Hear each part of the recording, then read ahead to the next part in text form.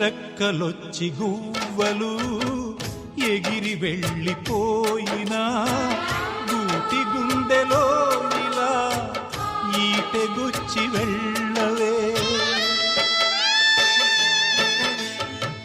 ముళ్ళ చెట్టు కొమ్మలైనా ఎంత పైకి వెళ్ళినా తల్లి వేరుపై ఇలా కత్తి దూసి ఉండవే.